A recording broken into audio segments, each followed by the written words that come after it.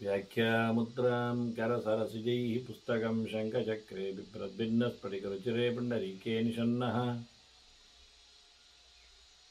अम्लानश्रीरमृतविशदैरंशभिप्लावयन् मामाविर्भूयादनगमहिमा मानसे वागधीशः नमस्ते प्राणेश प्रणत विभवायामनिमगाः नमस्वामिन् रामप्रियतमनमन् गुरुगुण नमस्तुभ्यं भीमप्रबलतमकृष्णेष्ट भगवन् नमः श्रीमन्मध्वप्रदिश सुदृशन्नो जय जय श्रीगुरुभ्यो नमः नारायणं सुरगुरुं जगदेकनाथं भक्तप्रियं सकललोकनमस्कृतं च त्रैगुण्यवर्जितमजं विभुमाद्यमीशं वन्दे भवग्नम् अमरासुरसिद्धवन्द्यं नारायणं नमस्कृत्य नरं चैव नरोत्तमं देवीं सरस्वतीं व्यासं ततो जयमुदीरये ವೇದವ್ಯಾಸರ ಮಹಾಭಾರತದ ಚಿಂತಕರಿಗೆ ವಂದನೆಗಳು. ಶಾಂತಿ ಪರ್ವದ 207ನೆಯ ಪ್ರವಚನ. ಬಹಳ ವಿಚಿತ್ರವಾಗಿ ಸಾವನ್ನಪ್ಪಿದ ಬ್ರಾಹ್ಮಣ ಬಾಲಕನನ್ನು ಸ್ಮಶಾನದಲ್ಲಿ ಬಂಧುಗಳು ತಂದಿಟ್ಟಿದ್ದಾರೆ. ಧರ್ಮರಾಜ ಭೀಷ್ಮರಲ್ಲಿ ಕೇಳುತ್ತಾನೆ, ಸತ್ತವರು ಯಾರಾದರೂ ಬಂದದ್ದು ನಿಮಗೆ ಗೊತ್ತುಂಟ, ನೋಡಿದ್ದೀರಾ ಅಂತ. ಈಗಾಗಲೇ ಸಾವು ನೋವುಗಳ ಸಂಕಟದಲ್ಲಿದ್ದ ಧರ್ಮರಾಜನಿಗೆ ಈ ಪ್ರಶ್ನೆ ಸಹಜವಾಗಿ ಮೂಡಿದೆ.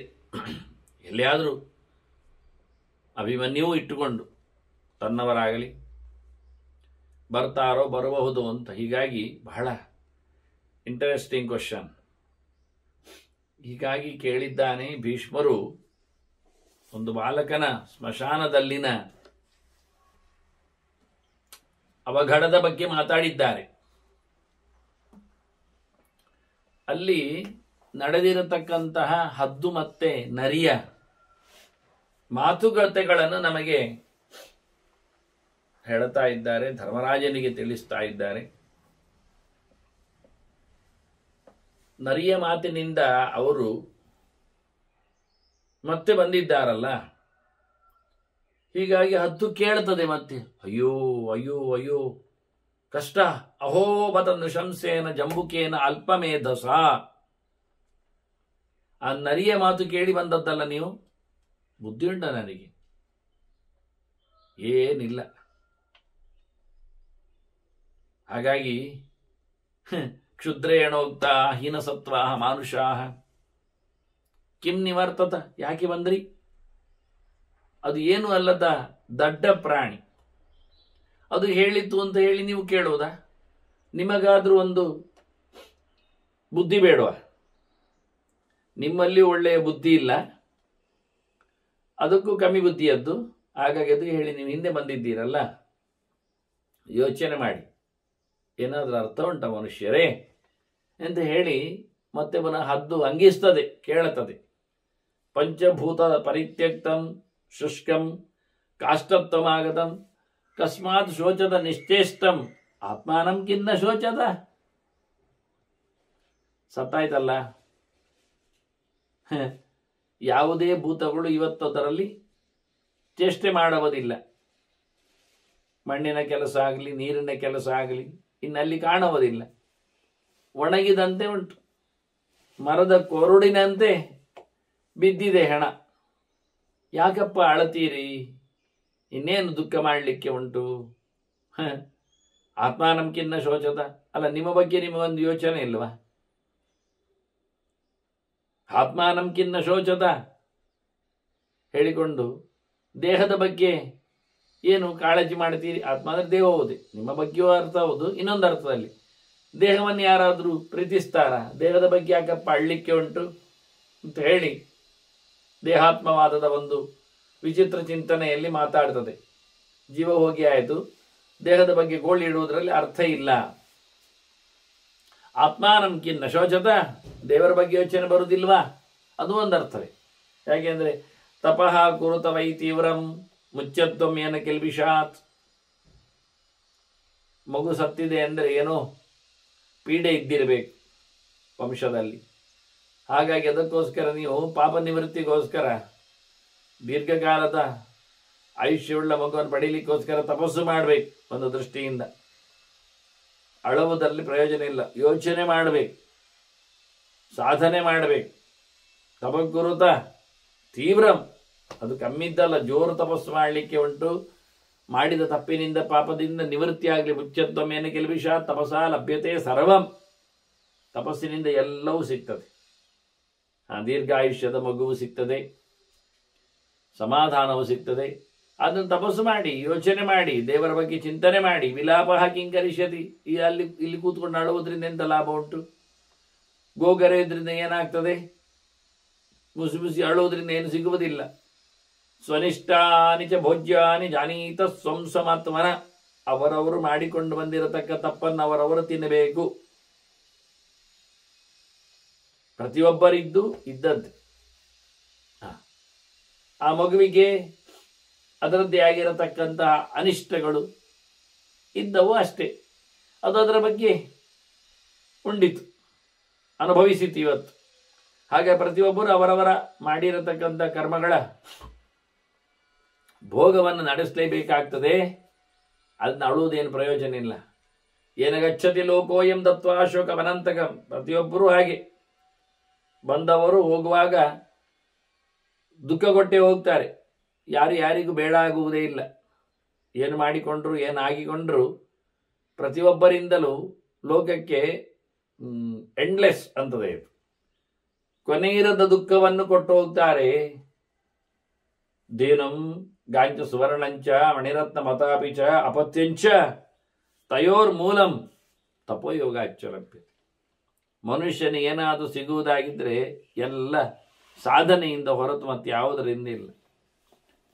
ಬಹಳ ಗಟ್ಟಿಮುಟ್ಟಾದಂತಹ ತಪಸ್ಸಿನಿಂದ, ಭಗವಂತನ ಚಿಂತನೆಯಿಂದ, ಜಪದಿಂದ, ಸಾಧನೆಯಿಂದ, ವ್ರತ ನಿಯಮಗಳಿಂದ ಎಲ್ಲವೂ ಸಿಗುವಂಥದ್ದು.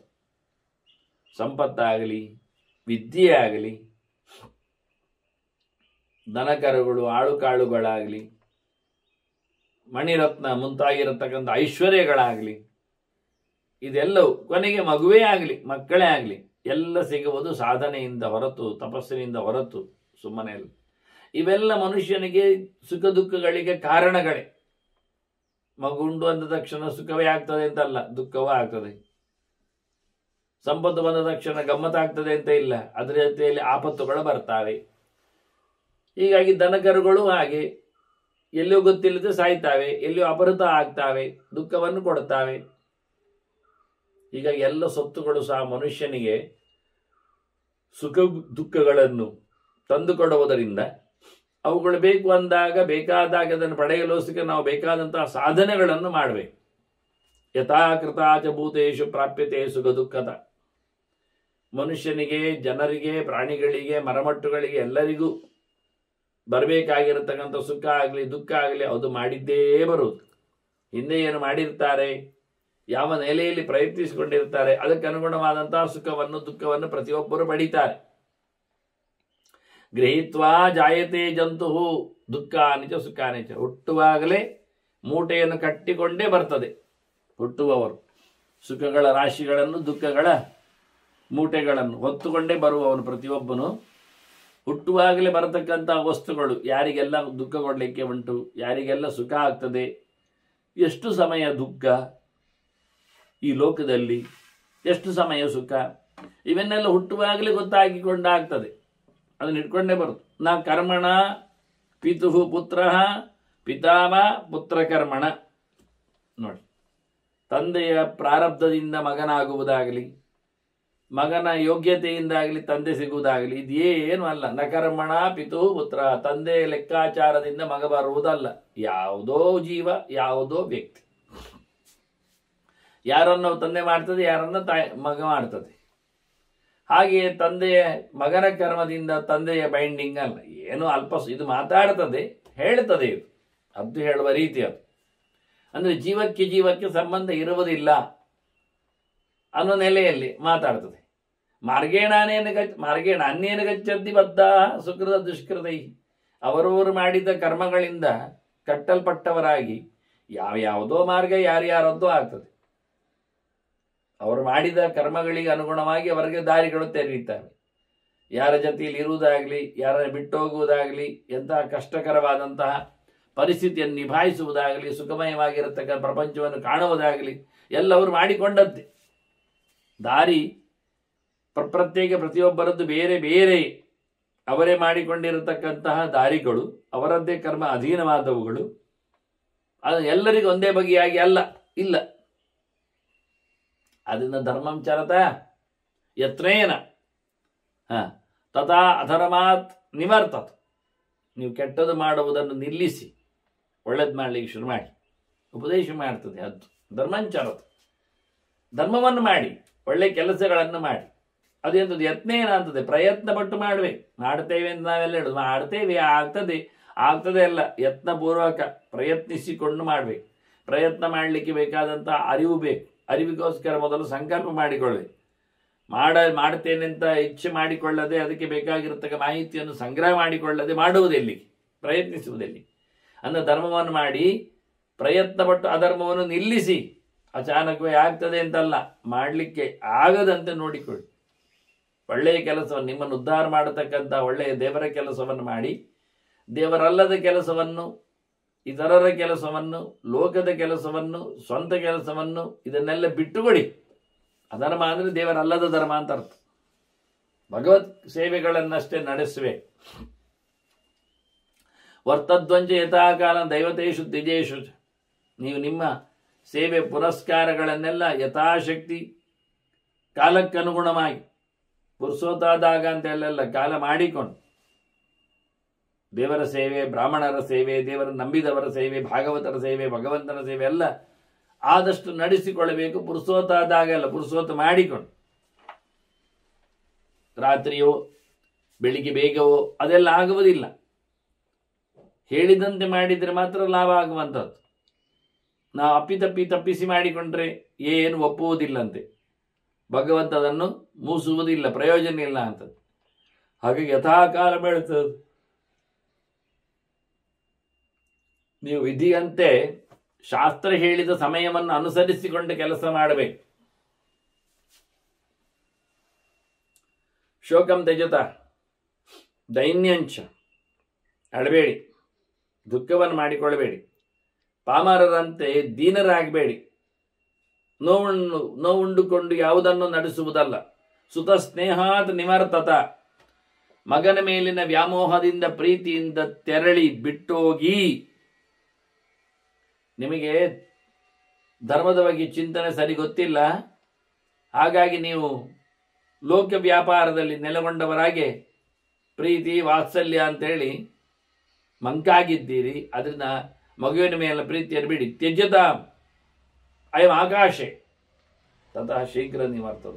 ಇದನ್ನಿಲ್ಲೇ ಗಾಳಿಗೆ ಬಿಡಿ, ಸುಮ್ಮನೆ ಬಿಡಿದ್ದನ್ನು, ಹೆಣವನ್ನು ಇಟ್ಟೋಗಿ ಇಲ್ಲಿಂದ ತೆರಳಿ ಬೇಗ ಹೋಗಿ ಅಂತದ್ದು. ಬೇಗ ಹೋದಷ್ಟು ಒಳ್ಳೆಯದು. ಒಳ್ಳೆ ಕೆಲಸ ಮಾಡಲಿಕ್ಕೆ ಪುರುಸೋ ಸಿಗ್ತದೆ. ಇಲ್ಲಾದ್ರೆ ಹತ್ತುಕೊಂಡು ಕೂತ್ರೆ ಇವತ್ತು ಇಡೀ ಸಾಯ್ತದೆ, ಪ್ರಯೋಜನ ಇಲ್ಲ ಆಗ್ತದೆ. ಒಂದು ದಿನ ನಾವು ಸಾವಿಗೆ ಏನು ಮಾಡದೆ ಹತ್ತಿರ ಆಗ್ತೀವಿ ಅನ್ನೋ ನೆಲೆಯಲ್ಲಿ ಇದು ಬೇಗ ಹೋಗಿ ಹೇಳ್ತದೆ. ಯತ್ ಕರೋತಿ ಶಿವಂ ಕರ್ಮ ತಥಾ ಕರ್ಮ ಸುಧಾರಣಂ ತತ್ ಕರ್ತೈವ ಸಮಾಶ್ನಾತ್. ಬಾಂಧವಾಹ ಬಾಂಧವಾನಾಂ ಕಿಮತ್ರ.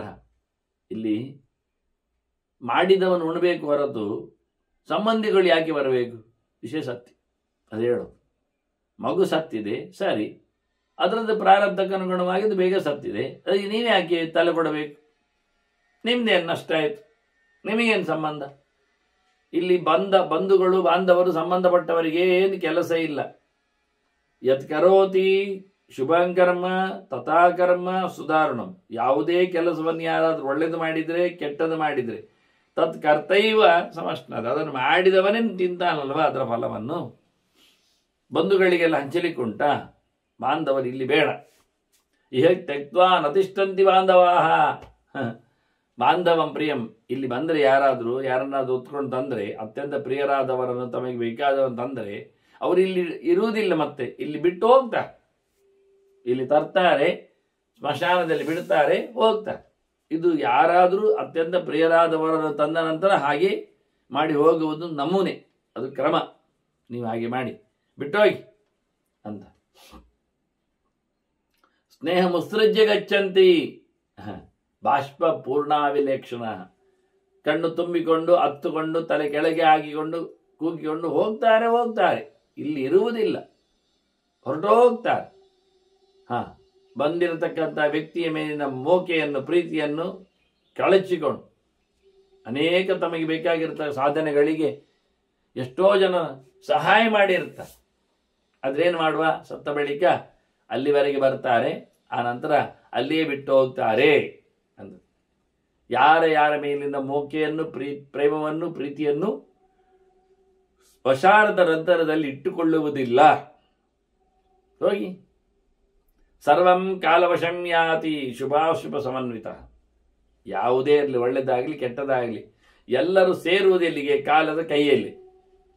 ಅದು ಬಡವ ಇರಲಿ, ಶ್ರೀಮಂತ ಇರಲಿ, ಬುದ್ಧಿಮಂತ ಇರಲಿ, ದಡ್ಡನೇ ಇರಲಿ, ಎಲ್ಲರೂ ಸಿಕ್ಕಿ ಬೀಳುವುದು ಕಾಲನ ಕೈಗೆ ಅಲ್ಲವ. ಎಲ್ಲರೂ ಒಂದಲ್ಲ ಒಂದು ದಿನ ಸಾಯ್ತಾರಲ್ಲ. ಪಂಡಿತ ತಡ ಸಾಯುವುದು, ದಡ್ಡ ಬೇಗ ಸಾಯ್ತಾನೆ, ಅಥವಾ ಗೊತ್ತಿಲ್ಲದೆ ಸಾಯ್ತಾನೆ, ಹಾಗೇನೆಲ್ಲಾದ್ರೂ ಉಂಟ? ಇಲ್ಲ. ಶ್ರೀಮಂತನಿಗೆ ಸಾವು ಕಡಿಮೆ, ಬಡವರಿಗೆ ಸಾಯುವುದು ಹಾಗೇನಿಲ್ಲ. ಬಡವ ತಿನ್ನದೆ ಸಾಯ್ತಾನೆ ಸರಿ, ಆದರೆ ಶ್ರೀಮಂತ ಹೆಚ್ಚು ತಿಂದು ಸಾಯ್ತಾನೆ, ತಿನ್ಲಿಕ್ಕಾಗದೆ ಸಾಯ್ತಾನೆ. ಹೀಗಾಗಿ ಎಲ್ಲರಿಗೂ ಒಂದೇ ನಮನಿ ಕಾಲ ಅಂತ.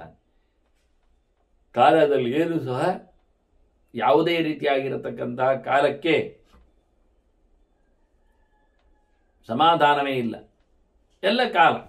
ಇಲ್ಲಿ ಕಾಲ ಅಂದ್ರೆ ಕಾಲೋಸ್ಮೆ ಲೋಕ ಕ್ಷೈಕೃ ಪ್ರವರ್ಧ ಅನ್ನೋ ದೇವರು ಇದ್ದಾನೆ, ದೇವರ ಚಿಂತನೆ ಬರ್ತದೆ, ಇಲ್ಲ ಅಲ್ಲ. ಸಲ್ವಂ ಕಾಲವಶಂ ಯಾತಿ ಅಂದ ಎಲ್ಲವೂ ದೇವರ ಅಂಕೆಯಲ್ಲಿದೆ. ಶುಭಾಶುಭ ಸಮನ್ವಿತ, ಇಡೀ ಜಗತ್ತು ಅವನ ಕೈಯಲ್ಲಿಂಟು. ಕಿಂಕರಿಷ್ಯಂತಿ ಶೋಚಿತ್ವ ಮೃತಂಕಿ ಮನುಷ್ಯೋಚತ. ಎಂಥದಕ್ಕೆ ಹೇಳುವುದು? ಎಂತ ಮಾಡ್ತೀರಿ? ಏನಾದರೂ ಆಗ್ತದ ಲಾಭ? ಕೇಳ್ತದೆ. ಸಾಯುವವನ ಬಗ್ಗೆ ಯಾಕೆ ನೀವು ಆಳುವುದು? ಸರ್ವಸ್ಯೈ ಪ್ರಭು ಕಾಲ ಧರ್ಮತಃ ಸಮದರ್ಶನ. ಕಾಲದಲ್ಲಿ ಯಾವುದೇ ರೀತಿಯಾದಂತಹ ವೈಷಮ್ಯ ಇಲ್ಲ. ಅದು ಪ್ರತಿಯೊಬ್ಬರಿಗೆ ಒಂದೇ ರೀತಿಯಾದಂತಹ ದರ್ಶನವನ್ನು, ಚಿಂತನೆಯನ್ನು ಕೊಡುತ್ತದೆ. ಯಾರು ಯಾವ ರೀತಿಯಲ್ಲಿ ಸಾಧನೆಗಳನ್ನು, ಒಳ್ಳೆಯದನ್ನು ಕೆಟ್ಟದನ್ನು ಮಾಡಿರ್ತಾರೆ, ಅದಕ್ಕೆ ಅನುಗುಣವಾಗಿ ಅವರ ಸಾವು ಬೇಗ, ಅದು ಹೆಚ್ಚು ಕಡಿಮೆ. ಹಾಗಾಗಿ ಕಾಲವು ಪ್ರತಿಯೊಂದನ್ನು ಗಮನಿಸಿದೆ. ಅದು ಬಾಲಕನಾಗಿರುವಾಗಲೂ ಸಾಯಿಸ್ತದೆ, ಬೆಳೆದ ನಂತರದಲ್ಲಿ ಯುವಕನಾಗಿದ್ದಾಗಲೂ ಸಾಯಬೇಕಂತಾದ್ರೆ ಬರಲಿಕ್ಕೆ ಉಂಟು. ಮುದುಕನಾದ ನಂತರ ಸಾಯುವುದಿಲ್ಲ ಅಂತ ಇಲ್ಲ, ಗರ್ಭದಲ್ಲಿಯೂ ಸಾಯಬಹುದು. ಹೀಗಾಗಿ ಎಲ್ಲವೂ ಕಾಲಕ್ಕೆ ಸಂಬಂಧಿಸಿದ್ರಿಂದ ಇಷ್ಟು ಸಮಯದ ನಂತರವೇ ಅಂತಲ್ಲ, ಇದೆಲ್ಲ ಧರ್ಮವೇ, ಅಧಿಕೃತವಾದ ವ್ಯವಸ್ಥೆ. ಇದರಲ್ಲಿ ಯಾವುದು ಕಾಲದಲ್ಲಿನ ತಾರತಮ್ಯವನ್ನಾಗಿ ತಪ್ಪು ಗ್ರಹಿಕೆಯನ್ನಾಗಿ ಹೇಳುವುದಿಲ್ಲ. ಅದು ಸಮವಾಗಿ ನೋಡಿಕೊಂಡಿದೆ. ಇದೆಲ್ಲವೂ ಕಾಮದ ದೇವನ ಕೈಯಲ್ಲಿದೆ. ಯಾವಾಗ ಯಾರು ಸಾಯಲಿಕ್ಕೆ ಉಂಟು ಅನ್ನೋ ನೆಲೆಯಲ್ಲಿ ಹಾಗೆ ಸಾಯ್ತಾರೆ. ಏವಂಭೂತಮಿದ ಜಗತ್. ಅದು ಹೇಳ್ತದೆ, ಇದು ಜಗತ್ತಿನ ನಮೂನೆ, ಹೀಗೆ ಎಲ್ಲ ಜಗತ್ತು, ಹೋಗಿಬಿಡಿ, ಒಳ್ಳೆ ಧರ್ಮವನ್ನು ಆಚರಿಸಿ ಹೇಳಿ ಕತ್ತಲಾಗುವ ಸಂಭವ ನೋಡಿಕೊಂಡು ಹದ್ದು ಬಹಳ ಚೆನ್ನಾಗಿ ಮತ್ತೆ ಬಂದವರಿಗೆ ಪೆದ್ದರು ಎನ್ನುವ ನೆಲೆಯಲ್ಲಿ ಮತ್ತೆ ಮಾತಾಡಿತು, ಹೇಳಿಕೊಟ್ಟಿತ್ತು, ಹೋಗಿ ಅಂತ ಹೇಳಿ. ಹೊರಡುವ ಕೆಲಸಕ್ಕೆ ನಿಂತಿದ್ದಾರ. ಮತ್ತೆ ಬಂತು ನರಿ ಅಡ್ಡಕ್ಕೆ. ಅಯ್ಯೋ ಅಂತ ಮಂಡೆ ಎಲ್ಲ ಆಡಿಸಿತು. ಅಹೋ ಮಂದೀಕೃತ ಸ್ನೇಹ ಗೃದ್ರೇಣ. ಈಗ ಅಲ್ಪ ಬುದ್ಧಿನ ಅದು ಹೇಳಿತಿದ್ದಕ್ಕೆ ತಲೆ ಕಮ್ಮಿ ಅಂತ. ಈಗ ನರಿ ಹೇಳ್ತದಕ್ಕೆ ಬರೀ ತಲೆ ಪೂರ ಕಮ್ಮಿ. ಅದಕ್ಕೆ ಹದ್ದು ತಲೆ ಸರಿ ಇಲ್ಲ, ಅದಕ್ಕೆ ಕಮ್ಮಿ ಅದು ತಿಳ್ಕೊಂಡದ್ದು. ಮತ್ತೆ ಪುನಃ ನಿಮ್ಮನ್ನು ಹಾಳು ಮಾಡಿಬಿಟ್ಟಿತ್ತಲ್ಲ. ಅದು ನಿಮ್ಮ ಗಾಢವಾದ ಪ್ರೀತಿ ಇತ್ತು ಆ ಹೆಣದ ಮೇಲೆ, ಮಗನ ಮೇಲೆ, ಮಗುವಿನ ಮೇಲೆ, ಅದನ್ನು ಕಳಿಸಿ ಹಾಕಿಬಿಟ್ಟ. ಹದ್ದು ನಿಮಗೆ ಪ್ರೀತಿ ಉಳಿಯದಂತೆ ಮಾಡಿತ್ತು. ಬಹಳ ನೀಚ ಬುದ್ಧಿ ಇದ್ದದ್ದು, ಸರಿಯಾಗಿ ಗೊತ್ತಿಲ್ಲ, ಅದಕ್ಕೆ ಹೇಳಿಕೊಳ್ಳಿಕ್ಕೆ ಗೊತ್ತಿಲ್ಲ, ತಪ್ಪು. ನೀವು ಒಳ್ಳೆ ಕೇಳಿಕೊಂಡ್ರಿ. ಸಮೈ ಸಮ್ಯ ಪ್ರಯುಕ್ತೈಶ್ಚ ವಚನೈ ಹೇತುದರ್ಶನೈ, ಚಂದ ಮಾತುಗಳು. ಒಂದಿಷ್ಟು ಅದಕ್ಕೆ ಕಾರಣಗಳನ್ನೇಳಿ ಒಗ್ಗರನ್ನೆಲ್ಲ ಹಾಕಿದೆ. ಅದರ ಆಚೆಗೆ ಭಾರಿ ಚಂದವಾಗಿ ಹೇಳಿದೆ. ನಿಮಗಂತೂ ಸಮ ಆಗಿದೆ ಹೇಳಲಿಕ್ಕೆ. ಒಟ್ಟಾರೆ ಹೇಳಿದ್ದನ್ನೇ ಹೇಳುವ ಮೂಲಕ ಹೇಳಿಸಿ ಅದು ಚೆನ್ನಾಗಿ ಬೇರೆ ಬೇರೆ ಎಲ್ಲ ದೃಷ್ಟಾಂತ ಕೊಡುವ ಮೂಲಕ ನಿಮ್ಮನ್ನು ತಲೆ ಹಾಳು ಮಾಡಿದೆ. ಯದ್ಗಚ್ಚತ ಜಲಸ್ನಾನಂ ಸ್ನೇಹಮುತ್ಸೃಜ್ಯ ದುಸ್ತ್ಯಜಂ. ಮಗನ ಮೇಲಿನ ಪ್ರೀತಿಯನ್ನು ಬಿಡಲಿಕ್ಕೆ ಆಗುವುದೇ ಇಲ್ಲ. ಸತ್ತ ಮಗುವಿನ ಹತ್ತಿರ, ಮಗನ ಹತ್ತಿರ ಇಷ್ಟು ಸಮಯ ಇದ್ದದ್ರಿಂದ ಈಗ ಒಮ್ಮಿಂದೊಮ್ಮಿಗೆ ಅದನ್ನು ಬಿಟ್ಟು ಬರುವುದು ಹೇಗೆ ಆಗ್ತದೆ? ನಿಮ್ಮಿಂದ ಆಗುವುದಿಲ್ಲ, ನನಗೆ ಗೊತ್ತುಂಟು, ನಮ್ಮಿಂದ ಆಗುವುದಿಲ್ಲ ಅಂತ ಹೇಳಿಕೊಳ್ತದೆ. ಏನಪ್ಪ ನೀರಿನಲ್ಲೇ ಹೋಗ್ತಾ ಇದ್ದೀರಲ್ಲ ತರ್ಪಣ ಮಾಡಲಿಕ್ಕೆ, ಏನು ವಿಶೇಷ, ಏನು ವಿಚಿತ್ರ, ಹೇಗೆ ಹೋಗ್ತೀರಿ? ಸ್ನೇಹವನ್ನು ಬಿಟ್ಟು, ಮಗುವಿನ ಮೇಲಿನ ಪ್ರೀತಿಯನ್ನು ಬಿಟ್ಟು ಹೇಗೆ ಹೋಗ್ಲಿಕ್ಕೆ ಆಗ್ತದೆ ಅಂತದ್ದು. ಅಹೋ ಪುತ್ರ ವಿಯೋಗೇನ ಮೃತ ಶೂನ್ಯೋಪಸೇವನಾತ್ ಕ್ರೋಶತಾಂಬ ವೃಷನ್ ದುಃಖಂ ವಿವತ್ಸಾನಾಂಗವಾಮಿ. ದನಗಳಿಗೆ ಕರು ತಪ್ಪಿ ಹೋದ್ರೆ ಬೊಬ್ಬೆ ಹೊಡಿತದೆ. ಎಲ್ಲಿ ಉಂಟು ಅಂತ ಕೇಳ್ತಾ ಇರ್ತದೆ. ಅದು ಮೇಯುವಾಗಲೂ ಹಾಗೆ. ಅದರೊಟ್ಟಿಗೆ ದನ ಕರು ಬಂದಿದ್ರೆ ಕರುವನ್ನು ಮುಂದೆ ಮಾಡಿಕೊಂಡು ನೋಡಿಕೊಂಡೇ ಸುಮ್ಮನೆ ಎದ್ದು ನಿಲ್ಲಿಕೊಂಡು ನೋಡಿಕೊಂಡು ಎಂಥದಕ್ಕೆ ಹೋಗಿದೆ, ಎಲ್ಲಿ ಹೋಗಿದೆ ಅಂತ. ಹೀಗಾಗಿ ದನಗಳು ಕರುಗಳನ್ನು ಅರಸಿಕೊಂಡು ಹೋಗುವಂತೆ ಬಹಳ ಸ್ಪಷ್ಟವಾಗಿದೆ ನಮಗೀಗ. ಅಯ್ಯೋ, ಸ್ಮಶಾನದಲ್ಲಿ ಬಂದು ಕೂಗ್ತಾರಲ್ಲ ಮಗನ ವಿಯೋಗದಲ್ಲಿ, ಅದು ಏನು ದುಃಖ ಅಂತದೆ. ಕರು ಕಳ್ಕೊಂಡ ತಾಯಿ ಕೂಗು ಹಾಗೆ ಅದಕ್ಕೆ ಎಷ್ಟು ಕಷ್ಟ ಆಗ್ತದೆ. ಕರು ಇಲ್ಲ, ತನ್ನೊಂದು ಮರಿ ಇಲ್ಲ ಅಂತ. ಹಾಗೆ ದನ ಕೂಗುವ ಹಾಗೆ ಮಗನ ವ್ಯಾಮೋಹದಲ್ಲಿ, ಮಗನ ವಿಯೋಗದಲ್ಲಿ ಅಯ್ಯೋ ಸ್ಮಶಾನಕ್ಕೆ ಬಂದು ಕೂಗುವವರು. ಅದ್ಯ ಶೋಕಂ ವಿಜಾನಾಮಿ. ನನಗಿವತ್ತು ಚೆನ್ನಾಗಿ ಗೊತ್ತಾಯಿತು ಮಗುವಿನ ಮೇಲಿನ ಪ್ರೀತಿ ವಿಶೇಷದಿಂದ ಬಂಧುಗಳು ಯಾವ ರೀತಿಯಲ್ಲಿ ಮುರಡ್ತಾರೆ, ಕೂಗ್ತಾರೆ, ಬೊಬ್ಬೆ ಹೊಡಿತಾರೆ, ಕಷ್ಟಪಡ್ತಾರೆ, ದುಃಖಿಸ್ತಾರೆ, ಗೋಳು ಹೊಯ್ಕೊಳ್ತಾರೆ ಅಂತ ನನಗೆ ಇವತ್ತು ಅರ್ಥ ಆಯ್ತು. ನಾನು ನೋಡಿದೆ ನಿಮ್ಮ ಪರಿಸ್ಥಿತಿಯನ್ನು. ನಾನು ಗೊತ್ತಾಯಿತು, ಓಹೋ, ಮರಿಯನ್ನು ಕಳ್ಕೊಂಡ್ರೆ, ಮಕ್ಕಳನ್ನು ಕಳ್ಕೊಂಡ್ರೆ ಇಷ್ಟು ಕಷ್ಟಪಡ್ತಾರಲ್ಲ ಅಂತ ಕಾಣ್ತಾ ಇದೆ ನನಗೆ. ಮನುಷ್ಯರು ಈ ನೆಲದಲ್ಲಿ ಎಷ್ಟು ಕಷ್ಟಪಡ್ತಾರೆ ಅಂತ ಗಮನಕ್ಕೆ ಬರ್ತಾ ಉಂಟು. ಅದು ಹೇಳುವ ರೀತಿಯಾಗಿ ಅದೇ ಶೋಕ ಮಿಜಾನಾಮಿ ಮಾನುಷಾಣ ಮಹೀತಲೆ ಸ್ನೇಹಮ್ಮಿ ಕಾರಣಂಕೃತ್ವ. ಕಾರಣ ಏನು? ಕಾರಣ ಅದಕ್ಕೆ ಪ್ರೀತಿಯೇ ಕಾರಣ ದುಃಖಕ್ಕೆ. ಅದನ್ನೇ ಕೃಷ್ಣ ಹೇಳಿದ್ದು, ಪ್ರೀತಿಯನ್ನು ಬಿಟ್ಟುಕೊಡುವಂತ, ನನ್ನದೇನಂತ ಅಭಿಮಾನವನ್ನು ತ್ಯಾಗ ಮಾಡುವಂತ. ಪ್ರೀತಿ ಬರಲಿಕ್ಕೂ ಕಾರಣ ನನ್ನವ ಅಂತೇಳಿ. ಹಾಗಾಗಿ ಮಗುವಿನ ಮೇಲೆ ಪ್ರೀತಿ ಅತಿಶಯದಿಂದ ದುಃಖವನ್ನು ಅನುಭವಿಸ್ತಾ ಇದ್ದೀರಲ್ಲ ನೀವು ಈ ನೆಲದಲ್ಲಿ. ಇವತ್ತು ನನಗೆ ಗೊತ್ತಾಯಿತು ದುಃಖ ಅಂದ್ರೆ ಏನು ಅಂತ ನಿಮ್ಮನ್ನು ಕಂಡು. ಮಮಾಪಿ ಅಶ್ರುಣ್ಯ ತಾಪತ, ನನಗೂ ಕಣ್ಣೀರು ಬರ್ತಾ ಉಂಟು. ನರಿ ಹೇಳ್ತದೆ, ಅಯ್ಯೋ ನೀವು ಕೂಗುವುದು ಕೇಳಿಯೇ ಅವಾ ಆಹಾರ್ಯವಾದ ಕತೆ ಅಂತ. ನಾಳೆ ನನಗೂ ಅಂಥದ್ದು ಮರಿ ತಪ್ಪಿ ಹೋಗುವ ಕೆಲಸ ಆಗಿಬಿಟ್ರೆ, ಸಿಕ್ಕಿ ಹಾಕೊಂಡ್ರೆ ನಾನು ಅನ್ನೋ ನೆಲೆಯಲ್ಲಿ ನನಗೂ ಕಣ್ಣೀರು ಬರ್ತದೆ. ನಿಮ್ಮ ಅಳು ಕೇಳಿ ನನಗೂ ಕಷ್ಟ ಆಗ್ತದೆ. ನೋಡಿ, ಸತ್ತವನ ಬದುಕು ಬರ್ಬೋದು, ಗೊತ್ತಿಲ್ಲ. ಯತ್ನೋ ಹಿ ಸತತಂ ಕಾರ್ಯ. ನಾವು ಆದಷ್ಟು ಪ್ರತಿನಿತ್ಯ ಯತ್ನ ಮಾಡಬೇಕು, ಪ್ರಯತ್ನ ಮಾಡಬೇಕು. ಬರ್ಲಿಕ್ಕೆ ಆಗ್ತದೋ ನಿರಂತರ ಪ್ರಯತ್ನ, ಸೀದೆದ್ದೋಗುವುದಲ್ಲ. ನೋಡುವ, ಹುಟ್ಟಿ ಬರ್ತಾ ನೋಡುವ. ತಥೋ ದೈವೇನ ಸಿದ್ಧತೆ. ನಮ್ಮ ಪ್ರಯತ್ನ ಮಾಡುವುದು, ಆಗದಿದ್ದರೆ ಇಲ್ಲ. ದೈವ ಅಂತೂ ನಮಗೆ ಮುನಿಸ್ಬೋದು ಅಥವಾ ಅನುಗ್ರಹಿಸ್ಬೋದು, ಗೊತ್ತಿಲ್ಲ. ಅದೃಷ್ಟ ಏನುಂಟು ಗೊತ್ತಿಲ್ಲ. ಪ್ರಯತ್ನ ನಾವು ಮಾಡಿದರೆ ಅನುಗ್ರಹ ಆಗಬಹುದು. ಈಗ ಪ್ರಯತ್ನ ಎನ್ನುವುದು ಮನುಷ್ಯನಲ್ಲಿ ಉಂಟು. ದೈವದ ಅನುಕೂಲ ಅದು ಹೇಗೆ ಗೊತ್ತಿಲ್ಲ ನಮಗೆ. ದೈವ ಅಂದರೆ ದೇವರು. ಮಳೆ ಕಾಲ ಬಂದಿದೆ, ಪೂರ ಬರ್ತದೋ ಮಳೆ ಇಲ್ಲವೋ ಗೊತ್ತಾಗುವುದಿಲ್ಲ. ಅಷ್ಟೇ ಅಲ್ಲದೆ ನಮ್ಮ ನಾಡಿಗೆ, ನಮ್ಮ ತಾಣಕ್ಕೆ ಎಷ್ಟು ಮಳೆ ಬರಬಹುದು ಗೊತ್ತಿಲ್ಲ. ಹಾಗಾಗಿ ಮಳೆಯ ಗ್ಯಾರಂಟಿ ಇಲ್ಲದಿದ್ದಾಗ ಅವನು ಹೇಗೆ ಗದ್ದೆ ನೋಡುತ್ತಾನೆ? ಗದ್ದೆ ಉಳುವುದಾದರೆ, ಉತ್ತ ಬಳಿಗೆ ಅದಕ್ಕೆ ನೀರು ಹಾಯಿಸುವುದಾದರೆ, ಅದರೊಳಗೆ ಬಿತ್ತನೆ ಹಾಕುವುದಾದರೆ ಒಂದಿಷ್ಟು ಬಾರು ಭತ್ತವನ್ನು ಆತ ಕಳಸರ್ತಿದ್ದು ಖಾಲಿ ಮಾಡಿಕೊಳ್ತಾನೆ. ಪ್ರಯತ್ನ ಮಾಡಿದ ಒಳ್ಳೆ ರೀತಿಯಿಂದ, ದನ ನೇಜಿ ಕಟ್ಟಿದ, ಗಿಡ ನೆಟ್ಟ, ಎಲ್ಲ ಆಯ್ತು. ಆದರೆ ಮಳೆ ಬರಲಿಲ್ಲ, ಏನು ಮಾಡುವ ಈಗ? ಅದನ್ನೇ ಹೇಳಿತ್ತು, ಯತ್ನೋ ಹಿ ಸತತಂ ಕಾರ್ಯ. ನಾವು ಮಾಡುವುದು ಪ್ರಯತ್ನ ಮಾಡಬೇಕು. ಇನ್ನು ದೈವದ ಕತೆ ಗೊತ್ತಿಲ್ಲ.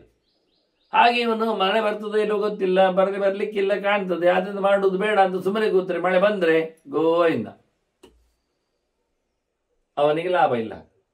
ಪ್ರತಿ ಸರ್ತಿತ ಮಳೆ ಬರ್ತದೆ, ಬೆಳೆ ಆಗ್ತದೆ, ಮಳೆ ಬಂದ್ರು ಬೆಳೆ ಆದರೂ ಕೈಗೆ ಸಿಗಬೇಕಾಗಿಲ್ಲ.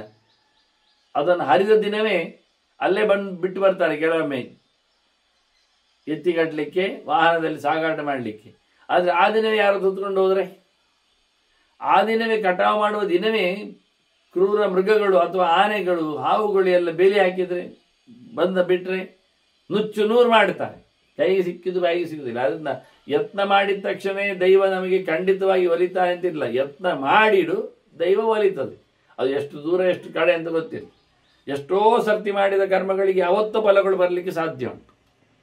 ಅದರಿಂದ ಈ ಪ್ರಯತ್ನವನ್ನು ಮಾಡುವುದರಲ್ಲಿ ಹಿಂಜರಿಕೆ ಇಲ್ಲ. ಫಲವನ್ನು ಕೊಡುವುದರಲ್ಲಿ ಅದು ದೇವರಿಗೆ ಸಂಬಂಧಪಟ್ಟದ್ರಿಂದ ನಾವು ಜಸ್ಟಿಫೈ ಮಾಡಲಿಕ್ಕೆ ಆಗುವುದಿಲ್ಲ, ಬಲಾತ್ಕಾರ ಮಾಡಲಿಕ್ಕೆ ಆಗುವುದಿಲ್ಲ. ಅದರಿಂದ ನರಿ ಹೇಳ್ತದೆ, ನೀವು ಪ್ರಯತ್ನಿಸಿ ನೋಡುವ, ಹುಟ್ಟಿದ್ರು ಮತ್ತೊಮ್ಮೆ ಬದುಕಿದ್ರು ಬದುಕಿತ್ತು ಗೊತ್ತಿಲ್ಲ. ಹೀಗಾಗಿ ಪ್ರಯತ್ನ ಮಾಡುವ ದೈವದ ಮೇಲೆ ಉಂಟು. ಸುಮ್ಮನೆ ಈಗಲೇ ಕೂಡಲೇ ವೈರಾಗ್ಯ ಎಲ್ಲಿ ತಾಳುದು? ಅನಿರ್ವೇದ ಸದಾ ಕಾರ್ಯ ನಿರ್ವೇದಾದ್ದಿ ಕುತಃಸುಖ. ನಾವು ವೈರಾಗ್ಯ ಪಟ್ಟುಕೊಂಡ್ರೆ ಸುಖ ಎಲ್ಲಿ ಬರ್ತದೆ? ಅದನ್ನು ಯಾವತ್ತು ವೈರಾಗ್ಯವನ್ನು ತಾಳುದು, ಸನ್ಯಾಸವನ್ನು ತಗೊಳ್ಳುವುದು, ಗಾಬರಿ ಪಟ್ಟು ಸುಮ್ಮನೆ ಕೂತ್ಕೊಂಡ್ಬಿಡುದು, ಬಿಟ್ಟುಕೊಡಿ ಎಂದು ಬಿಡುವುದು, ಅದು ತಪ್ಪು, ಸರಿ ಇಲ್ಲ. ಹಾಗೆ ಅಲ್ಲ, ನಾವು ಪ್ರಯತ್ನ ಪಡುವ. ಒಂದು ಕೋಲಿತ್ತು ಹೇಳಿಕೊಂಡು, ಅದು ಇನ್ನೇನಿತ್ತು ಹೇಳಿಕೊಂಡು ಸ್ಮಶಾನದಲ್ಲಿರುವಾಗ ಇನ್ನೇನೋ ನಡೀತದೆ ಅನ್ನೋ ನೆಲೆಯಲ್ಲಿ, ಅದರಿಂದ ಏಕಾಏಕಿಯಾಗಿ ವೈರಾಗ್ಯವನ್ನು, ನಿರ್ವೇದವನ್ನು ಎಲ್ಲ ಬೇಡ ಅಂದರೆ ಬಿಟ್ಟು ಹೋಗುವಾಗ ಬೇಡ. ಎಲ್ಲಿ ಏನಾಗ್ತದೆ ಎಂದು ನೋಡಿಕೊಳ್ಳಿಕ್ಕೋಸ್ಕರ ನಾವಿರುವ ಬೇಕಾದ್ರೆ ಅಂದದೆ. ಪ್ರಯತ್ನ ಪ್ರಾಪ್ಯತೆ ಹಿ ಅರ್ಥ. ನಾವು ಪ್ರಯತ್ನಿಸಿಕೊಂಡರೆ ಖಂಡಿತವಾಗಿ ನಮಗೆ ಬೇಕಾದ ಸಂಪತ್ತು ಸಿಗ್ತದೆ. ಒಳ್ಳೆಯ ರೀತಿಯಾದ ವ್ಯವಸ್ಥೆಗಳಿಗೆ ನಾವು ಭಾಗಿಯಾಗ್ತೇವೆ ಪ್ರಯತ್ನ ಪಟ್ಟರೆ. ಅದನ್ನು ಪ್ರಯತ್ನ ಪಡುವ ಹುಟ್ಟಿ ಬಂದಿತ್ತು. ಯಾವಾಗಾದ್ರೆ ಏನಾದ್ರು ಅದನ್ನ ಅಕಸ್ಮಾತ್ ಗಚ್ಚತ ನಿರ್ದಯಂ, ಏನು ನಿರ್ದಯಿಗಳಾಗಿ ಹೃದಯ ಶೂನ್ಯರಾಗಿ ಏನು ಮಗುವನ್ನು ಹಾಗೆ ಬಿಟ್ಟು ಹೋಗ್ತಾ ಇದ್ದೀರಿ ಕಾಡಿನಲ್ಲಿ, ಹೆಣವನ್ನು ಹೋಗ್ಲಿಕ್ಕೆ ಬರುವುದಿಲ್ಲ, ನಿರ್ದಯರಾಗ್ತೀರಿ ನೀವು, ದಯಾವಂತರೇ ಎಲ್ಲ ಆಗ್ತೀರಿ ಆ ಲೆಕ್ಕದಲ್ಲಿ. ಅದು ಅದೊಮ್ಮನೆ ನೀವು ಹೋಗಿಬಿಟ್ರೆ ಅದನ್ನು ಹೋಗಬೇಡಿ. ಒಂದು ಕತ್ತಲಾಗ್ತಾ ಉಂಟು, ಸೂರ್ಯ ಅಸ್ತ ಆಗ್ತಾ ಇದ್ದಾನೆ. ಹಾಗಾಗಿ ಏನು ಮಾಡುವ? ತಥೋ ನೇಷ್ಯತವಾ ಪುತ್ರ, ಈ ಹೆಣವನ್ನು ತಗೊಂಡೋಗಿ ಅಲ್ಲೇ ಅಲ್ಲಿ ಅದು ಬದುಕಿದಾನದ ಬದುಕಲಿ ನೋಡುವ. ಇಲ್ಲ ಇಹಸ್ತಾವ ಭವಿಷ್ಯ, ನೀವು ಇಲ್ಲೇ ಇದ್ದು ಬಿಡಿ ನೋಡ, ಯಾವತ್ತಾದ್ರೂ ರಾತ್ರಿ ಮಧ್ಯರಾತ್ರಿಗೂ ನಾಳೆ ಬೆಳಿಗ್ಗೆ ಇಲ್ಲೇ ಎದ್ದು ಬಿಟ್ರೆ. ಆದ್ರಿಂದ ಮಗು ಬದುಕುವುದಕ್ಕೆ ನೀವು ತಗೊಂಡು ಬೇಕಾದ್ರೆ ಹೋಗಿ, ಇಲ್ಲೇ ಬೇಕಾದ್ರೆ ನೀವು ನಿಲ್ಲಿ, ಅಂತೂ ನೀವು ಹೋಗಬೇಡಿ. ನಿಮ್ಮನ್ನೇ ಹಂಚಿಕೊಂಡು ಬದುಕಿದವ ಇವಲ್ವಾ. ಆತ್ಮಾವೈ ಪುತ್ರನಾಮಾಸಿ ಅಂತ ಶ್ರುತಿ ಹೇಳುವ ಹಾಗೆ ನರಿ ಹೇಳುತ್ತದೆ, ನಿಮ್ಮ ಮೈಯಿಂದಲೇ ಬಂದವನು, ನಿಮ್ಮನ್ನು ಹಂಚಿ ಹುಟ್ಟಿದವನು, ಒಂದು ಲೆಕ್ಕದಲ್ಲಿ ನೀವಿದ್ದಾಗೆ. ಮತ್ತೆ ಅವನು ಸಾಯಲಿಕ್ಕೆ ಎಲ್ಲಿ ಬಿಡ್ತೀರಿ? ನೀವು ಹೇಗೆ ಬಿಡ್ತೀರಿ? ಅವನನ್ನು ಸಾಯ್ಬೇಕು ಯಾಕೆ? ಈಗ ಆತ್ಮಹತ್ಯೆಯಾಗಿ ಮಾಡಿಕೊಳ್ಳಿಕ್ಕೆ ನಿಮ್ಮದೇ ಆಗಿರತಕ್ಕಂಥ ಅರ್ಧ ದೇಹದಲ್ಲಿ ಬಂದವನು ಅರ್ಥ ಅಲ್ವಾ ಬೇಕಾದ್ರೆ, ಹಂಚಿಕೊಂಡು ಬಂದವನಂದ್ರೆ. ಅದರಲ್ಲಿಯೂ ಪಿತೃವಂಶ ಕರಂ, ತಂದೆ ತಾಯಿಗಳ ವಂಶವನ್ನು ಬೆಳೆಸುವವನವನು ಬಹಳ ದೊಡ್ಡ ಮಟ್ಟಿನಲ್ಲಿ. ತಂದೆ ತಾಯಿಗಳು ಅಂದರೆ ಎಲ್ಲರೂ ಎರಡು ಕಡೆಯಲ್ಲಿ ಬರ್ತದೆ ಅವನಿಗೆ. ಆಗಿರುವಾಗ ಅಂಥವರ ಬಿಟ್ಟು ಈಗಾಗಲೇ ತುಂಬ ದುಃಖವನ್ನು ಅನುಭವಿಸಿದ್ದೀರಿ ನೀವು. ಹೋಗಬೇಡಿ, ಕತ್ತಲ ಆಗ್ತಾ ಇದೆ. ಹೋಗುದಾಗಿದ್ದರೆ ಹೆಣ ಹೊತ್ಕೊಂಡೋಗಿ, ಬಿಟ್ಟು ಹೋಗಬೇಡಿ ಹೇಳಿಕೊಂಡು ಮತ್ತೆ ಪುನಃ ಆಸೆಯನ್ನು ನರಿ ತುಂಬಿಸಿದೆ ಅವರ ಮೇಲೆ. ಅಂದರೆ ಬಹಳ ಚೆನ್ನಾಗಿ ಒಂದೆಡೆ ಬಾಹ್ಯವಾದ ಪದ್ಧತಿಯನ್ನು, ಪ್ರೀತಿ ಅಥವಾ ನೋವು, ಸಂಕಟ, ಇದನ್ನು ಪುರಸ್ಕರಿಸುವ ಒಂದು ಬಗೆ, ಇನ್ನೊಂದು ಕಡೆ ಬಾಹ್ಯದ ಕರ್ಮಗಳನ್ನು ನೋಡಿ ಅದರಿಂದ ಬೇಸತ್ವವ ಅದನ್ನು ತೊರೆದು ಉದ್ಧಾರದ ಕರ್ಮದಲ್ಲಿಗೆ ಒಂದು ಸಾಗುವಂಥದ್ದು. ಇದಿಲ್ಲೇ ಮಾಡಲಿಕ್ಕೂ ಬರ್ತದೆ ಇಲ್ಲ ಅಲ್ಲ ನೋಡಿಕೊಂಡು. ಹಾಗೆ ಎರಡು ಕವಲುಗಳು ತೋರಿಸಿಕೊಟ್ಟಿದೆ. ಇದು ಒಳಗಿಂದಲೇ ಒಂದು ದೃಷ್ಟಿಯಿಂದ ಸಂವಾದ ಆದಾಗೂ ಆಗ್ತದೆ. ಮಗುವನ್ನು ಬಿಡಬೇಕು ಅನ್ನುವುದಾಗಿ ಹದ್ದು ಮಾತಾಡ್ತದೆ, ಬಿಡಬೇಡ ಹೇಳುವಾಗಿ ನರಿ ಮಾತಾಡ್ತದೆ. ಒಳಗೆ ನಮ್ಮ ಮನುಷ್ಯನಲ್ಲಿ ನರಿ ಬುದ್ಧಿ ಮತ್ತೆ ಹದ್ದು ಬುದ್ಧಿ ಇರ್ಲಿಕ್ಕೆ ಹೋಗಿ ಒಳಗೆ ತಾಕಲಾಟಗಳು ಯಾವುದರ ಮೇಲೆ ಮನುಷ್ಯ ನಿಜವಾಗಿ ತೀರ್ಪು ಪಡಿತಾನೆ, ತೀರ್ಮಾನವನ್ನು ತುಳಿತಾನೆ ಅನ್ನೋದು ನಿಲ್ತದೆ. ಈಗ ಅವನೊಳಗೆ ಇರತಕ್ಕ ದ್ವಂದ್ವಗಳ ಬಗ್ಗೆ ಇದು ಬಿಡಿಸಿದ ಹಾಗೆ. ಅದರ ವಾಸ್ತವವಾಗಿ ಇತಿಹಾಸ ಆದದ್ರಿಂದ ಅದು ಆಗಿಯೂ ಹೌದು. ವಿಶೇಷವಾಗಿ ಪಂಚರಾತ್ರದಲ್ಲಿ ಬರಲಿಕ್ಕೆ ಹೋಗಿ ಅದು ನಡೆದ ಘಟನೆಗಳಲ್ಲಿ ವ್ಯವಸ್ಥೆ ಇರ್ತದೆ ಎನ್ನುವುದು ಸತ್ಯ. ಹೀಗೆ ಬಹಳ ಚಂದವಾಗಿ ನರಿ ಹೇಳುತ್ತದೆ, ಉದ್ಧಾರಕನಾದ ಮಗ ಮತ್ತೆ ಬಂದು ನಿಮ್ಮನ್ನು ಬೆಳೆಸಬಹುದಾದ್ರಿಂದ ನೀ ಬಿಟ್ಟು ಹೋಗಬೇಡಿ ಹೇಳಿ. ಇನ್ನು ಇದರ ಸ್ವಾರಸ್ಯಾಂಶಗಳು ಕೊನೆಯಲ್ಲಿರ್ತವೆ. ಹೆಣ ಹೊತ್ಕೊಂಡು ಹೋಗಲಿ ಯಾಕೆ ಹೇಳುತ್ತದೆ, ಅದು ನರಿ ಅದಕ್ಕೆ ವಿರುದ್ಧವಾಗಿ ಹದ್ದು ಯಾಕೆ ಹೇಳ್ತದೆ, ಅಥವಾ ಹದ್ದು ವಿರುದ್ಧವಾಗಿ ನರಿ ಯಾಕೆ ಹೇಳ್ತದೆ. ಪ್ರಾಣಿ ಪಕ್ಷಿಗಳ ಬದುಕನ್ನು ವಿಶೇಷವಾಗಿ ಅರ್ಥೈಸಿಕೊಳ್ಳತಕ್ಕಂಥ ಜನ ಅವರ ಜೊತೆಯಲ್ಲಿ ಇರ್ತಾನೆ, ನೆಗ್ಲೆಕ್ಟ್ ಮಾಡೋದಿಲ್ಲ. ಆದರೆ ಯಾಕೆ ನೆಗ್ಲೆಕ್ಟ್ ಮಾಡಿಕೊಂಡ್ರು? ಹಾಗಾಗಿ ನಮ್ಮ ಕಥೆ ಏನು? ಕತೆ ಕೇಳುವವರಿಗೆ ಭಾರತದಲ್ಲಿ ಬಂದಿರತಕ್ಕ ಕಥೆಗಳನ್ನು ಬಹಳ ಚೆನ್ನಾಗಿ ಅಧ್ಯಯನ ಮಾಡಬೇಕು ಅಂದಾಗ ಇವರೆಲ್ಲ ಗಡಿಬಿಡಿಯಲ್ಲಿ ಓಡಿ ಬಂದವರು ಮಾಡಿಕೊಳ್ಳುವ ಕಥೆಯಾಗಿರ್ತದೆ. ಈಗ ಬಹಳ ಚಂದವಾಗಿ ಈ ನರಿ ಮತ್ತು ಹದ್ದು ಮನುಷ್ಯನ ಉಭಯ ಕೋಟಿಗಳ ಚಿಂತನೆಯನ್ನು ಕೊಡುವುದನ್ನು ಇಲ್ಲಿ ನೋಡಬಹುದು. ಮುಂದಕ್ಕೆ ಅವರು ಹೋಗುವುದನ್ನು ನಿಲ್ಲಿಸಿ ಅಥವಾ ಹೆಣವನ್ನು ಹೊತ್ಕೊಂಡು ಹೋಗ್ತಾರೋ ಕೇಳಿ, ಅಥವಾ ಅಲ್ಲೇ ಇರ್ತಾರೋ, ಅದು ಇದಕ್ಕೆ ಮತ್ತೇನಾದರೂ ಹದ್ದು ಮಾತಾಡ್ತದೆ ಎನ್ನುವುದರ ಚಿಂತನೆಯನ್ನು ನಾವು ಮತ್ತೆ ಕೇಳುವ ವಂದನೆಗಳೊಂದಿಗೆ ಶ್ರೀಕೃಷ್ಣ ಅರ್ಪಣಸ್ತು. ನಾರಾಯಣ ನಾರಾಯಣ ನಾರಾಯಣ.